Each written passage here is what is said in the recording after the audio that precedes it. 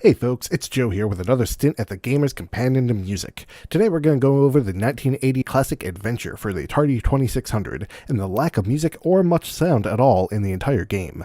It's not known whether this was due to hardware limitations or a last-minute cancellation from John Williams to conduct the original score, but what was left in the game consists of no music whatsoever.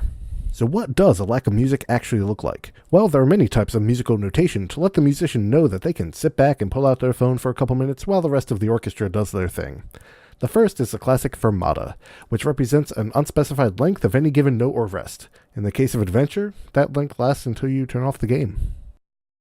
The second common notation is to have the word tacit appear over your part to indicate there is no music to be played for that particular movement or entire video game. Lastly, a rare third notation has also been seen by those who didn't quite nail the audition.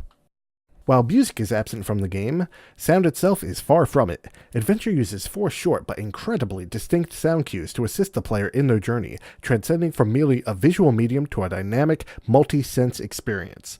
The first of these effects comes in the form of bu-du-a-leep, an indicator of item acquisition. This uses the tonic and fifth to create a triumphant moment and drive the player forward.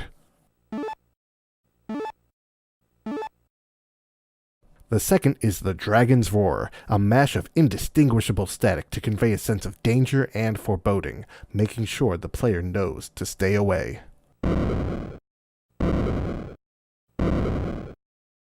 When the player succumbs to the dragon's pursuit, they are greeted with the sound of death, also known as boom, a quick turn from the high street of musical merry to dragony digestion. The 16 notes played within a fraction of a second symbolize the player's hopes densely crushed into the beast's stomach until the start button is pressed again.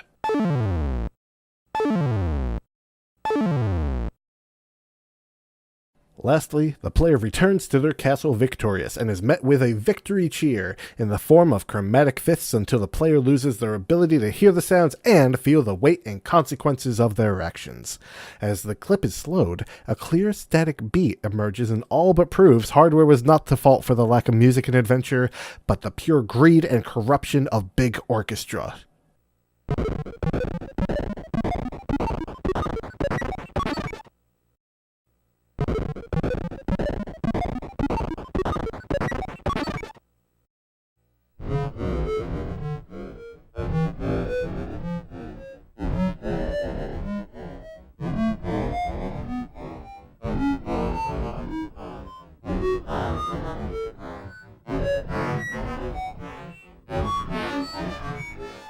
Make sure to join us next time as we dissect the delicate audio experiment that was Frogger.